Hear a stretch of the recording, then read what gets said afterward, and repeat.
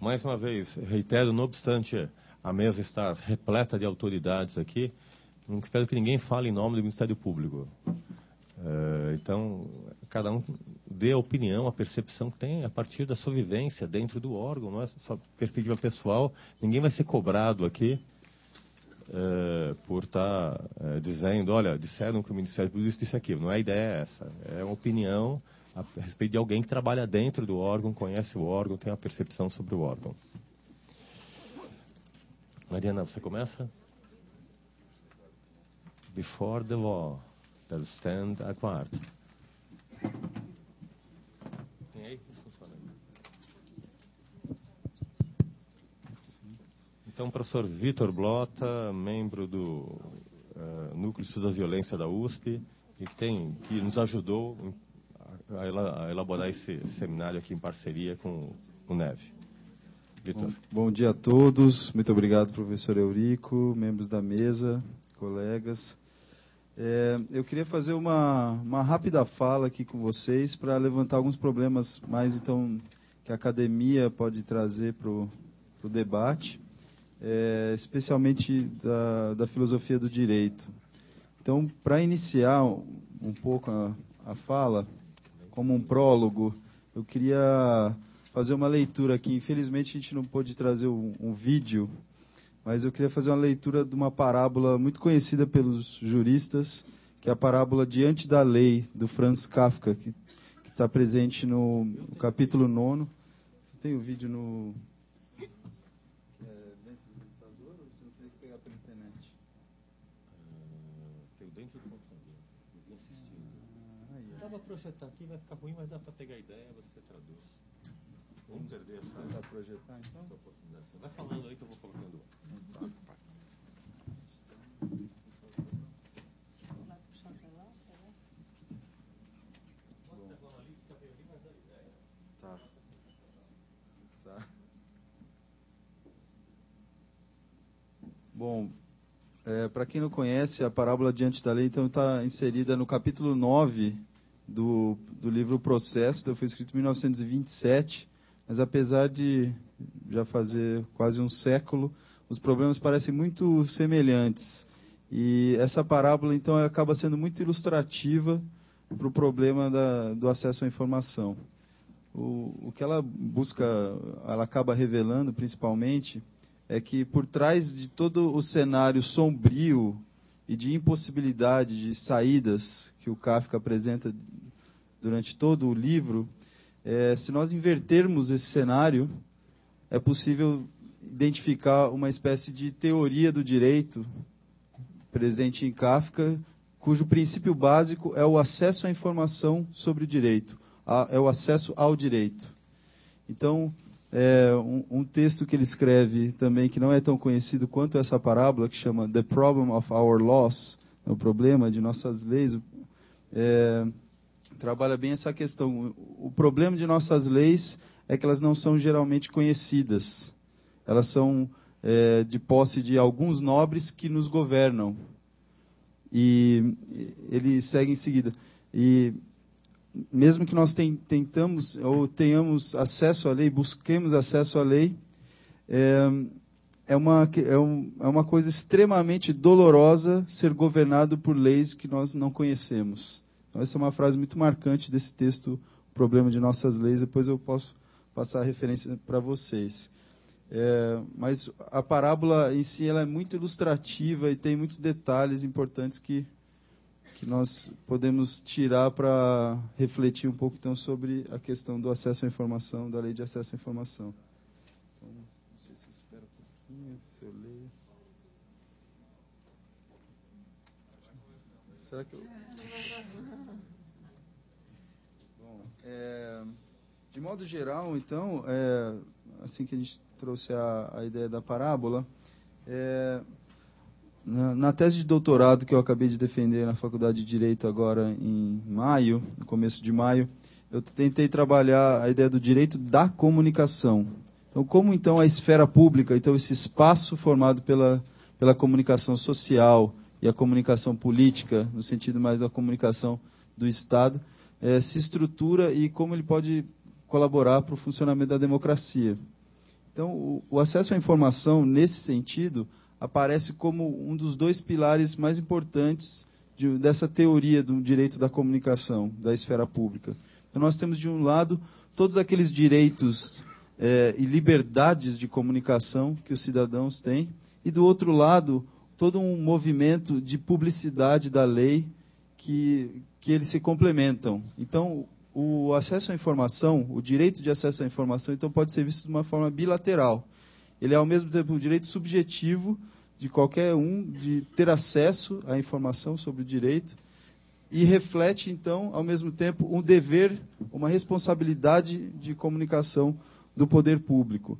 E, nesse sentido, essa relação aparece em vários momentos, até mesmo na discussão sobre a imprensa. Então, se nós temos a liberdade de comunicação, nós também temos responsabilidades nessa forma de nos comunicar. Então, nós temos responsabilidade de não discriminar o outro, de não ferir direitos humanos, então, de não avançar na esfera da vida privada. Então, ao mesmo tempo, essa relação bilateral aparece entre o cidadão e o governo e o Estado, mas também do próprio poder social, da própria informação de caráter social. Então, até nós tivemos um membro da imprensa aqui presente. Então, em que medida também instituições de grande poder social, de grande influência no espaço público, também não devem ter um dever de transparência, de uma responsabilidade de transparência. Então, pensando em meios de comunicação aqui, não só privados, no sentido de meio de comunicação impresso, mas meios de comunicação concessionários de serviço público. Então, em que medida eles também não deveriam entrar nessa lei também.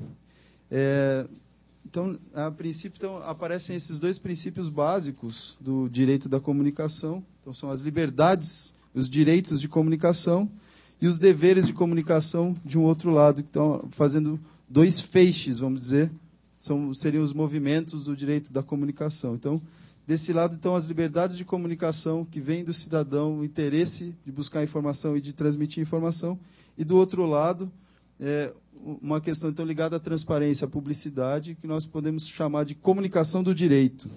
Então, a questão da lei de transparência, de acesso à informação, ela diz muito sobre a ideia da comunicação do direito. Então, como que o direito deve se comunicar com o público? Em que sentido? De que maneira? Então, nesse sentido, aparecem também três perspectivas, que eu não sei se é interessante trazer antes ou depois. Acho que antes, então, do vídeo.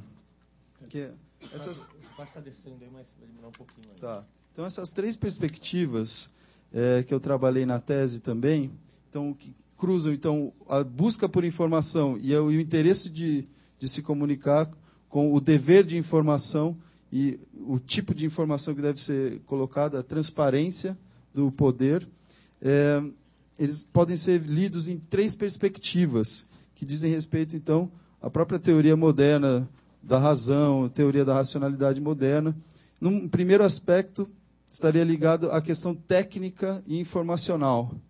Então, pensando assim, numa perspectiva mais instrumental, o acesso à informação ele deveria cobrir esse aspecto tecnológico, informacional, no sentido mais objetivo. Então, qual é a estrutura tecnológica, a arquitetura necessária para se garantir um acesso à informação a todos? Isso seria um aspecto. Isso é trabalhado por especialmente um jurista de Harvard chamado Yochai Benkler, que tem um livro chamado The Wealth of Networks. Então, ele trabalha muito como a esfera pública digitalizada, uma ideia de digitalização do espaço público, também pode colaborar com uma diminuição dessas assimetrias entre aqueles detentores de muitas informações e aqueles que não têm. O segundo aspecto seria o aspecto prático-moral do acesso à informação, que diz respeito claramente a uma moralidade administrativa, uma moralidade da administração. Por outro lado, essa moralidade a gente pode pensar, não, Mas em que sentido a moral vai atrapalhar o direito, vai entrar no direito? Mas a moralidade no sentido, claro, de legitimidade. E aí que a gente tem um interesse grande do Núcleo de Estudos da Violência em trabalhar em que sentido, então, mensurar ou identificar a legitimidade como um fator, um termômetro da democracia. Então, a legitimidade então, tem a ver com esse aspecto prático-moral do acesso à informação. Por um lado, nem todo cidadão precisa tomar suas decisões de acordo com as razões por trás da lei. Ou seja, não é necessário moralizar demais o direito, nesse sentido de que nós deveríamos cumprir a lei, obedecer à lei, que é uma das grandes questões do próprio direito, da filosofia de direito. Por que nós cumprimos a lei? Como o cidadão pode cumprir mais a lei e não buscar soluções alternativas? Uma dessas questões seria isso. O cidadão ele precisa ter um espaço de liberdade também. Isso é uma característica moderna. Nós não precisamos seguir a lei por causa da justificativa que está por trás da lei. Então, nesse sentido, nós temos a liberdade de cumprir a lei por uma questão estratégica, para não ser punido, ou para realmente reforçar a importância dessa lei. Então, isso é um espaço importante que o jurista Klaus Günther chama de liberdade comunicativa.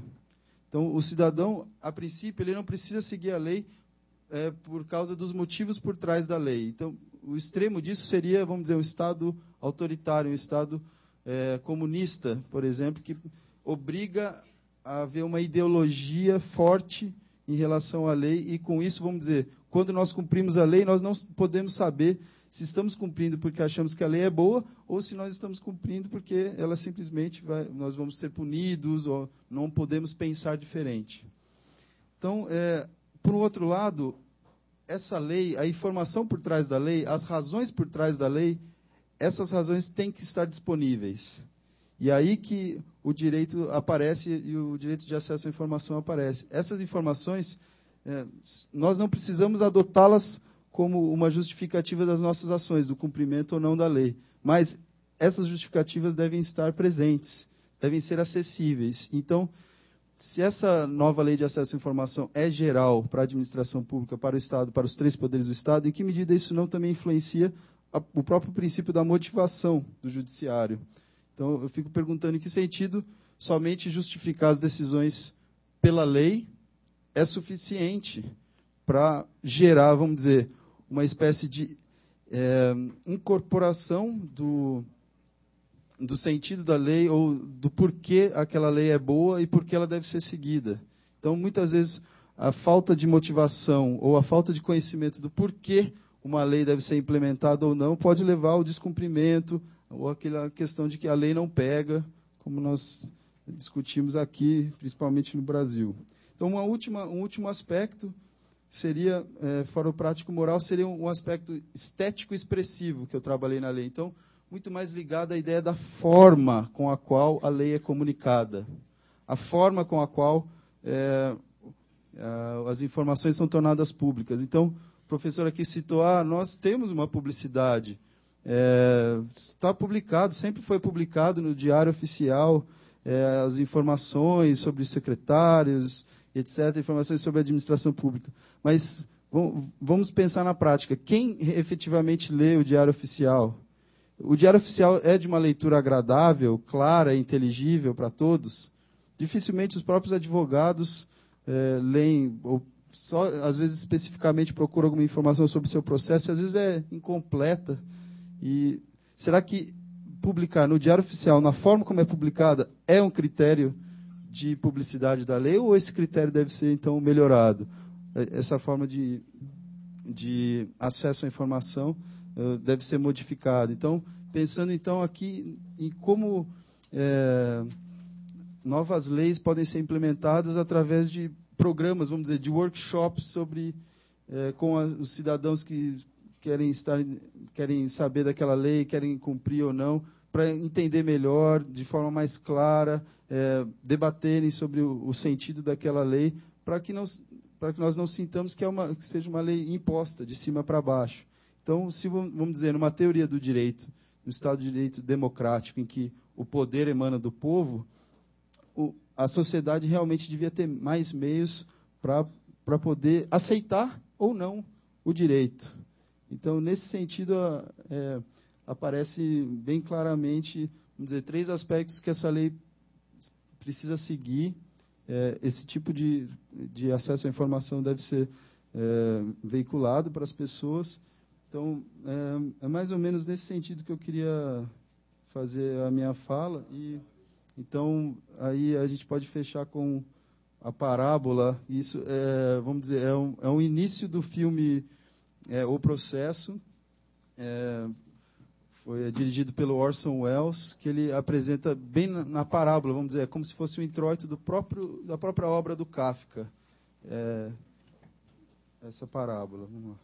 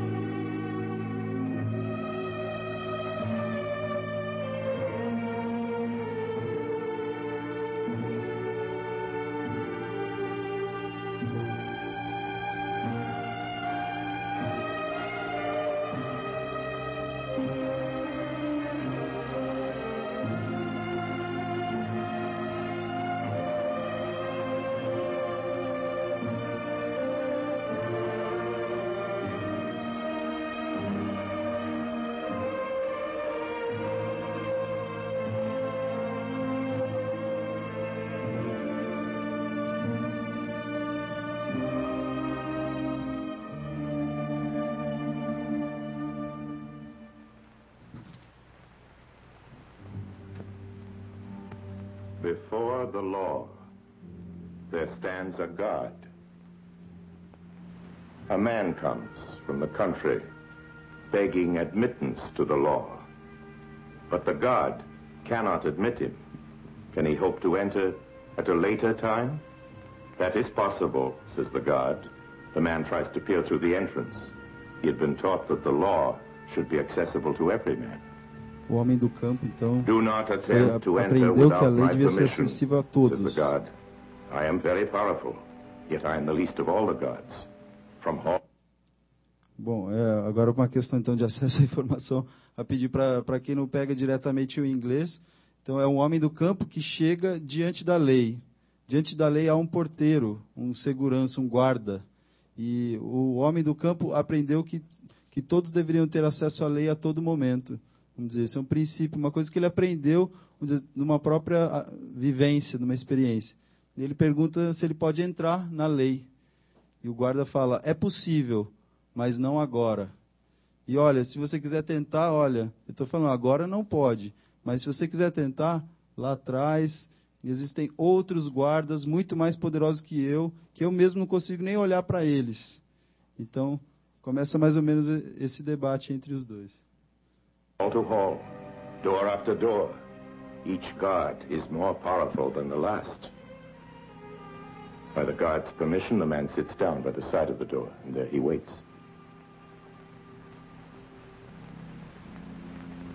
For years, he waits. Everything he has, he gives away in the hope of bribing the guard, who never fails to say to him, I take what you give me only so that you will not. Bom, então ele fica do lado da porta, o guarda fala, pode ficar aí do lado. E aí ele vai tentando convencer o guarda, por favor, eu quero acesso, eu tenho aqui um saco de batatas, eu tenho tudo que eu tenho aqui para te dar. Ele tenta subornar o guarda é irredutível. Então ele continua lá por dias, meses. Feel that you have left something undone. Keeping his watch during the long years, the man has learned to know even the fleas in the guard's fur collar. And growing childish in old age, he begs the very fleas to persuade the guard to change his mind and allow him to enter. His sight is dimmed, but in the darkness he perceives. É engraçado que ele fala assim, olha, depois de um tempo, ele começa a conhecer até mesmo as pulgas no paletó do guarda. E ele implora para as pulgas convencerem o guarda a abrir a porta. Então ele já vai ficando velho, já está ficando quase infantil, diz a narração. E aí ele faz uma pergunta ao guarda. The radiance streaming immortally from the door of the law. Só um comentário interessante, né, da estrutura do filme. O portal da Law é uma grande barreira, né? É um muro e por detrás é que está o direito, né? O acesso está por detrás. Essa luz é muito forte. O Kafka fala o tempo todo que existe uma luz forte saindo assim pela porta. Ela é entreaberta. Então, todo tempo o homem do campo tenta olhar, olha ali na frente, mas o guarda não deixa ele entrar. Oh, and now, before he dies, all his experience condenses into one question, a question he has never asked. He beckons to the god. Says the god, "You are insatiable. What is it now?" Says the man, "Every man strives to attain the law. How is it then that in all these years no one else has ever come here seeking admittance?" His hearing has failed, so the god yells into his ear, "No one else but you could ever have obtained admittance. No one else could enter this door. This door was intended only for you. And now, I am going to close it."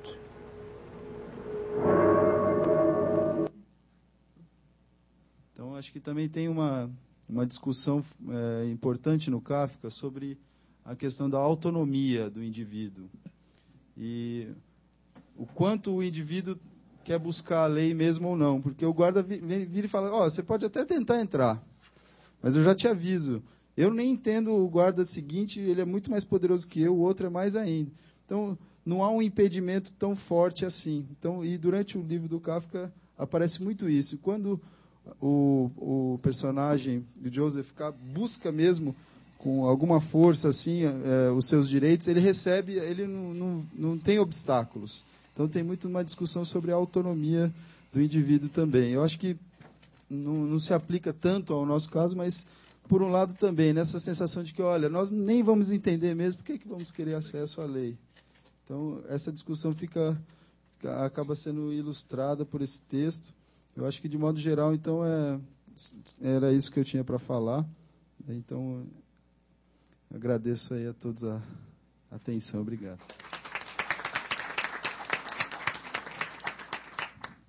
Eu adoro esse filme, não por acaso eu revi o filme novamente no final de semana, e é terrível, né? Adágio de Albinoni no fundo, as pessoas dentro da justiça seminuas, com um número no peito, aguardando acesso a terem informação. Então, acho que demonstra muito bem essa situação e essa ruptura também que me parece que vem galeira dessa formação, com a ideia de controle social da administração pública, que não tem que depender de um guarda que está atrás do outro guarda, que está atrás do outro guarda, que está atrás de outro guarda, um mais forte do que o outro, para obter uma simples informação de direito público, como o Carlos Ari disse. Agora, a Nancy Cardia, que é coordenadora do Núcleo das Violências, também está preocupada com o horário, tem que sair brevemente. Muito obrigado por ter vindo, Nancy, muito bem-vinda. E obrigado aí pela oportunidade de estarmos trabalhando juntos com o Núcleo da Violência. Muito obrigada. Bom dia a vocês. Tá ligado?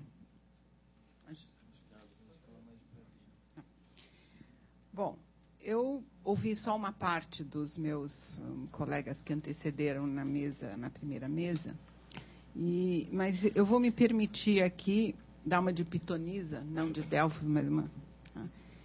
E sugerir que uma lei que tem 16 páginas, mais 22 de regulamentação, eu acho que vai dar muito trabalho para o Ministério Público, para as procuradorias e para o Judiciário. Eu acho que a gente vai ter aí, já que o nosso Judiciário não sofre de um acúmulo de processos e nem tem problemas assim de lidar com todas as demandas, nós vamos acrescentar mais umas, né? Isso porque, se vocês olharem os jornais, tudo que foi publicado desde o dia 16 de dezembro, quando a lei foi assinada, vocês verão o número de menções à necessidade de mudança de cultura. Né? Porque uma das dificuldades nossas, está claro que está numa cultura onde informação sempre foi associada a poder, né? Isso à guisa de que aquela informação tem que ser protegida. Para se proteger o público, você tem que proteger a informação. Então, o sigilo sempre foi considerado aqui como uma forma de você estar exercendo uma função pública de proteção. Né? Então, e essa cultura vem de longe. Quando vocês pensam assim, pensa na época dos descobrimentos. Conhecimento era ou não poder? As rotas de navegação, o valor que se dava aos pilotos que conseguiam fazer as travessias, as rotas, os mapas que eram assim prêmio, você conseguir chegar àquela informação. Considere uma colônia que foi criada à base de você negar o acesso à informação. Através do quê? Das tipografias. Não se podia imprimir livros neste país, né?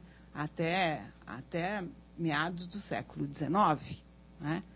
A não universalização de acesso à educação. As bibliotecas privadas eram controladas durante a colônia. Né? Então, você veja que a circulação de ideias, a livre circulação de ideias, nunca foi, nas nossas pedras fundamentais, um grande valor amplamente disseminado na sociedade. Veja bem como é difícil para o cidadão ter informações a respeito dos bens públicos.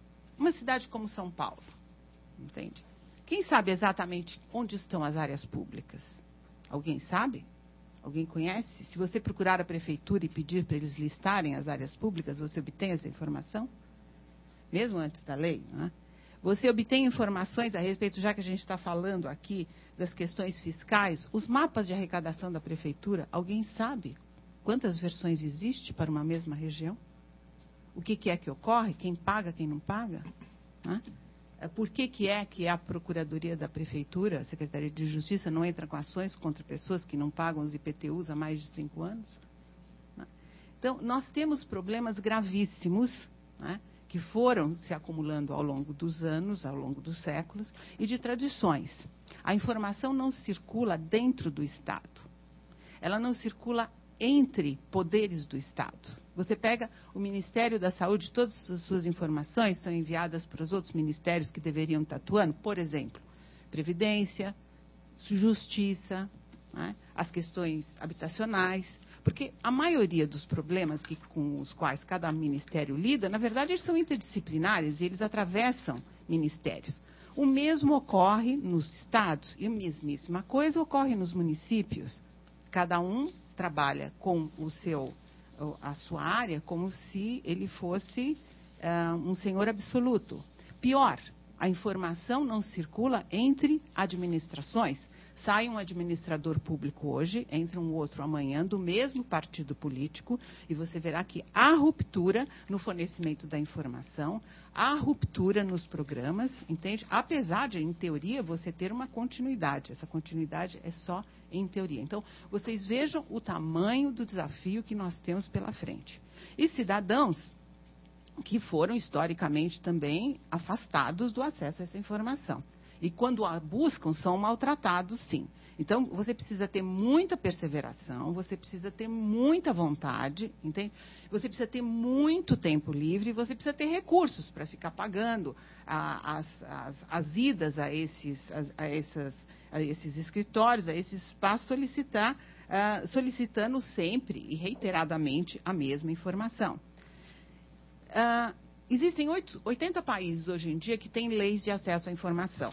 Eu gostaria de ter acesso às versões dessas leis para ver quantas delas foram obrigadas a ter 38 páginas para conseguir explicar o que seria essa lei. Eu também gostaria de saber em quantos desses 80 países jornalistas ainda são assassinados, como são aqui rotineiramente, né? Nos nossos relatórios nacionais de direitos humanos que são produzidos a cada 2 anos, o assassinato de jornalistas é, assim, absoluta constante, não desaparece. Nós não temos um volume destes relatórios em que você não conte uma história a respeito disso. Eles acontecem em todas as regiões do país. Não nos iludamos achando que no Sul isso não ocorre, que em certas regiões do Norte e Nordeste, de fronteiras, etc. Tal. Ele é absolutamente democrático e ocorre também no estado de São Paulo. Né?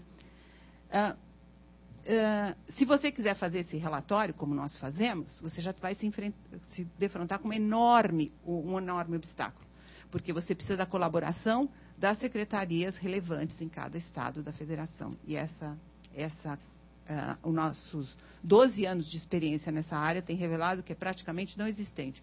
A cada ano, de fato, que nós produzimos, a cada 2 anos, quando nós produzimos o relatório, mais e mais informações têm que ser coletadas de um número grande de organizações não governamentais, porque os estados não fornecem aquelas que deveriam ser informações que norteariam o planejamento das atividades do Estado. Nós não estamos pedindo informações que não são informações que são correntes. Nós não estamos pedindo para eles criarem uma informação ou fazerem análise, mas seriam estatísticas absolutamente rotineiras desses estados.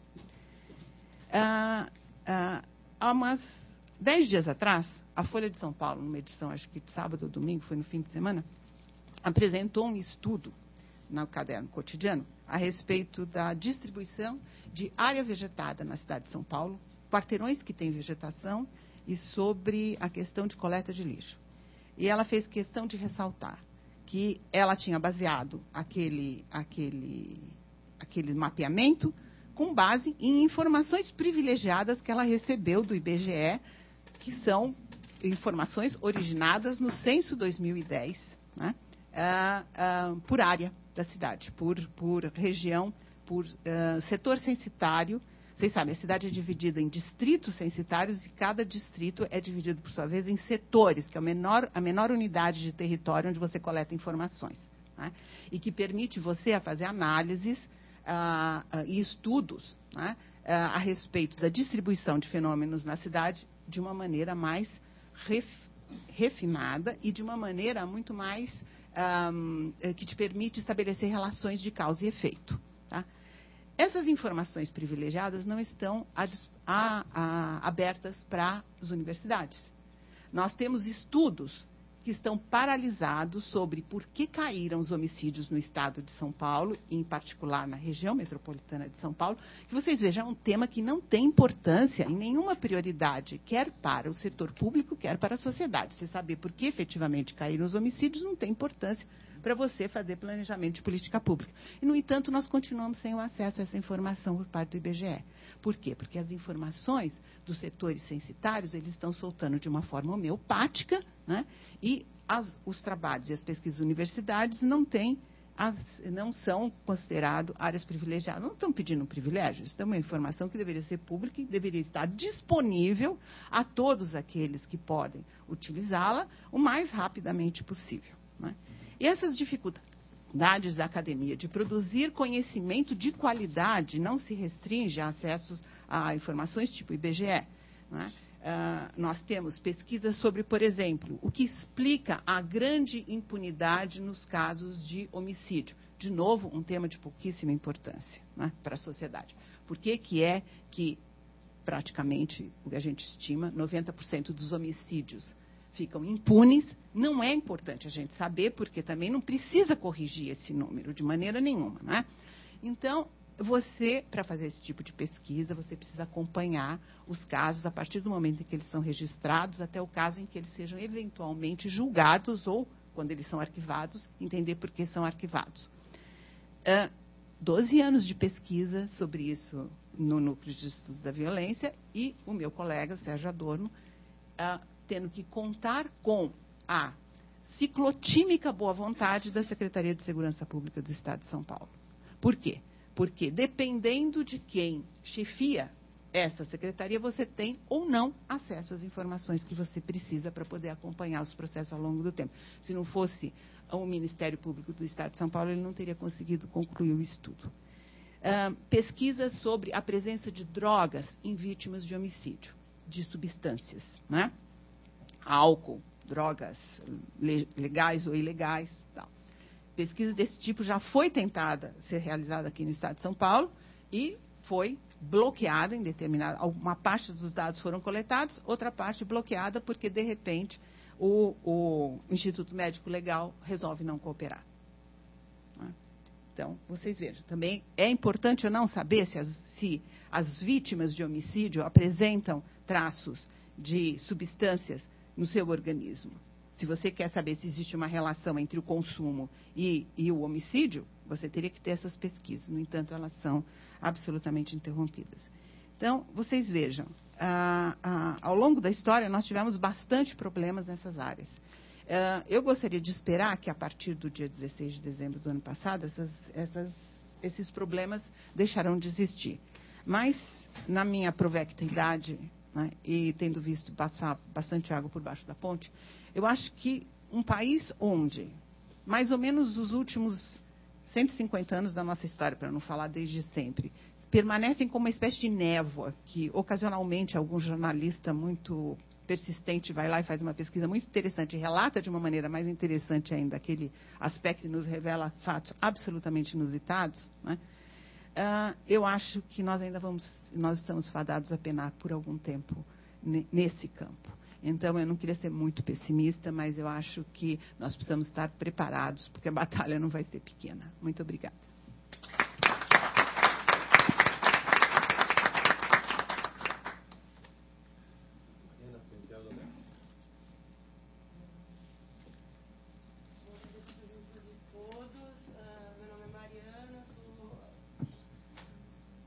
Eu tenho coordenado as pesquisas no Núcleo de Estudos Fiscais da FGV, há mais ou menos 2 ou 3 anos. Antes disso, eu atuei na ANDEP, que é parceira do NEV, numa pesquisa sobre defensores de direitos humanos ameaçados. E aí foi que eu tive um contato maior com o Núcleo de Estudos da Violência da USP. E pela fala aqui da professora Nancy, ficou muito claro os pontos de intersecção nos dois núcleos de pesquisa. A gente enfrenta dificuldades muito semelhantes ao acesso à informação. A gente não consegue ter acesso a inteiro teor de processo. É muito difícil para que a universidade atue nessas circunstâncias de névoa, como a professora Nancy esclareceu.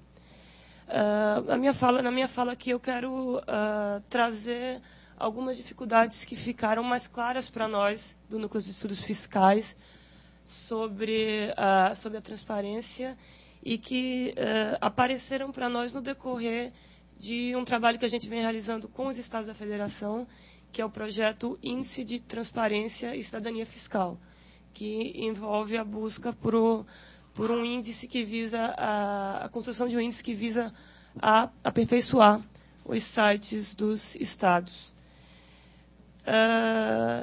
Eu gostaria de pegar carona também na metáfora que o Vitor utilizou no conto do Kafka. É interessante olhar para essa atmosfera sombria e cheia de paranoia que o Kafka constrói para pensar os grandes obstáculos que a gente tem ao acesso à informação. Acho que talvez a paranoia tenha alguma coisa a ver com isso. Então, a gente tem um guarda que teme outro guarda que está por trás dele, que ele não consegue nem olhar muito bem. Há uma luz que sai de dentro da lei e a gente não sabe o que essa luz significa. Parece que é alguma promessa de alguma coisa melhor, mas isso não fica muito claro. E aquela demanda do viajante para entrar num lugar que está sempre assim, você pode entrar, mas não agora. O direito faz isso às vezes, né? Você pode ter acesso à informação, mas não agora. Interessante.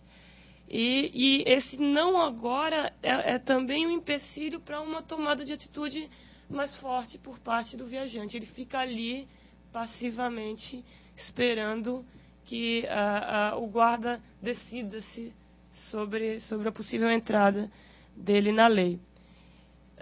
Então, quando a gente estava no processo de criação do índice, a gente sentia esse temor muito presente. O administrador público pensava, olha, não sei se eu devo divulgar essa informação porque o Ministério Público pode cair em cima de mim depois, porque eu posso divulgar, o jornalista pode vir a distorcer. Eu não sei o que vão fazer com essa informação, eu não sei o que vai acontecer depois que eu divulgá-la. A gente sentiu isso muito presente no projeto. Isso me lembra ainda um outro tema de pesquisa nosso, que viemos discutindo desde começo de 2010. É a tese de um economista da Universidade da Geórgia, chamado James Owen, e ele diz o seguinte: olha, historicamente, as administrações fiscais, não só brasileira, mas da América Latina, que era o objeto de estudo privilegiado dele, elas atuam a partir do que ele chama, um tanto quanto genericamente, de paradigma do crime. O contribuinte é um potencial criminoso e o que o bom administrador público tem que fazer é estabelecer sanções punitivas para lidar com ele.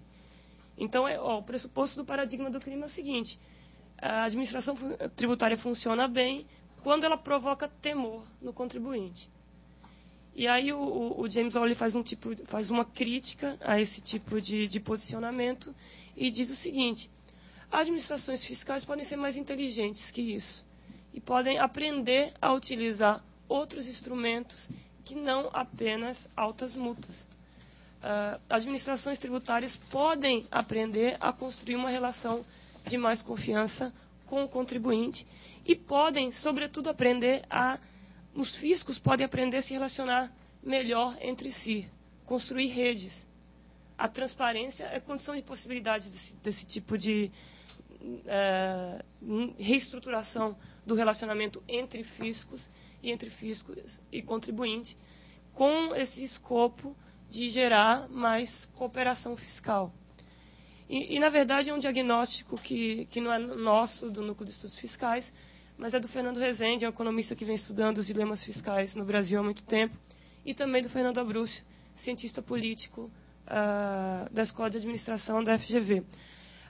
O grande dilema fiscal que a gente enfrenta atualmente envolve essa questão de falta de confiança. As administrações fiscais não aprenderam ainda a conversar de uma maneira mais produtiva. E essa conversa entre setores da administração pública é crucial quando a gente tem problemas que não dá para resolver a partir de uma secretaria só ou de um estado só. São problemas transversais, e a transparência é isso, na verdade. Então, o que a gente tem feito, assim, o centro de nossas pesquisas é pensar: poxa, como é que as administrações tributárias vão começar a conversar e como é que a gente pode aprender a regular de outra forma? Tem um autor australiano chamado John Brathwaite, e ele nos ensina que é possível fazer um tipo de regulação que é mais responsiva. Responsividade quer dizer sensibilidade às peculiaridades dos diversos grupos de cidadãos. Então, para que a gente entenda esses diversos grupos, a gente tem que se mostrar também, né? Tem que sair dessa chave paranoica, que na paranoia a gente não consegue dialogar, não é impossível o diálogo dentro dessa postura. Então, a administração tributária tem que se mostrar confiável e também passar a parar de pressupor que o contribuinte, que o cidadão está o tempo inteiro querendo enganar o administrador público. Eu acho que vai nessa linha a grande revolução que é preciso fazer. E isso, na verdade, não é alguma coisa impossível. A administração tributária australiana, que é o grande case que a gente vem estudando nos últimos anos, mostrou que isso é possível, que é possível regular com responsividade e que o contribuinte reage a isso. O contribuinte passa a ter o que o Brathwaite chama de comportamento autorregulatório. O argumento dele é o seguinte: se a administração tributária for suficientemente inteligente, ela vai conseguir utilizar instrumentos de construção da legitimidade que vão fazer com que o contribuinte passe a cumprir voluntariamente as normas tributárias. Isso é possível. E isso vem acontecendo na administração tributária australiana. E eu acho que são esses temas que eu venho colocando aqui que conectam bastante o NEV e o NEF. Direitos humanos, principalmente ligados ao direito à participação política. E pela fala da professora Nancy aqui, a gente viu que algumas pessoas muito envolvidas nesse processo de construir mais participação foram assassinadas, jornalistas assassinados, pessoas que denunciam situações de violação aos direitos humanos são constantemente assassinadas nesse país, né? Então, era isso que eu queria dizer. Agradeço mais uma vez a participação de todos vocês, sobretudo a participação do Núcleo de Estudos da Violência nesse evento aqui nosso. Na sequência, eu passo a palavra para o Áureo Marcos Makiyama Lopes, chefe aqui no Ministério Público Federal. Mas queria fazer só um comentário de uma fala da Mari, fazendo esse trabalho de... O Luciano Máximo está por aí ainda? Acho que não, já foi embora já a imprensa. Eu, fazendo entrevistas sobre a instauração do núcleo do Índice de Transparência Fiscal em vários estados do Brasil, especificamente no estado entre o Norte e o Nordeste, para não revelar especificamente a fonte, eu conversei com um gestor, um presidente de um conselho administrativo de recursos fiscais, pedindo informações sobre o contencioso. E ele foi muito prestativo, mostrou o tempo do processo, quanto julgavam os julgadores, que eu teve uma redução bastante grande nos últimos 5 anos. Perguntei, mas me conta uma coisa, de cada 100 processos, quantos são favoráveis, votados favoravelmente ao contribuinte, quantos são favoráveis ao fisco? Ele falou, essa informação não posso fornecer, porque a imprensa pode interpretar dessa forma, essa informação de uma forma distorsiva. Eu falei, mas conta só para mim quanto é que é. Ele olhou para um lado, olhou para o outro, falou, na verdade 80% é a favor da Fazenda. Mas se eu divulgo essa informação, vamos dizer que nós somos parciais. E é muito curioso, não é? Porque é uma completa distorção de estar guardando informação. Um tribunal administrativo como esse, a obrigação de um auto de infração lavrado com pressão de validade é ter 100% deles confirmados. Se teve 20 não confirmado, já foi uma grande atuação pública, muito positiva, e tem alguma coisa errada na administração, está lavrando 20 autos de forma equivocada. E a partir do momento que eu divulgo isso para toda a população, também abro essa informação, eu estou informando ao contribuinte, não ao advogado, porque o advogado interessa levar o processo, julgar que vai fazer justiça, ele vai trabalhar com olha, ali atrás tem a luz, tem a justiça, então vamos entrar que eu vou lutar pela sua justiça, você me paga 5 anos de honorários, depois mais 5 anos de honorários da fase judicial, e eu vou estar lutando pela sua justiça, mas a luz está lá, eu garanto para você, e a justiça boa é que é de 50%, não é? Então, o contribuinte vai nessa falta de informação, que ele tem uma grande chance de obter a grande justiça, quando na verdade ele tem 1/5 de chance. E depende da situação, não tem chance nenhuma. Então ele está entrando numa aventura, pagando juros de moda, demorando 5 tempos com passivo, que não vai ser reversível, depois mais 5 anos na sala judicial, vai ter que esperar o Supremo Tribunal Federal, ou seja, tendo totalmente contra os princípios da administração, está incrementando uma indústria artificial do contencioso, tudo porque tem medo de dar uma informação, porque a imprensa vai interpretar de uma forma distorsiva. Então, acho que está na hora de começar a mudar os paradigmas. Ou seja, a pergunta que eu fiz para ele é questão de calamidade pública? Ele fala, não é. Soberania nacional? Não, então dá a informação.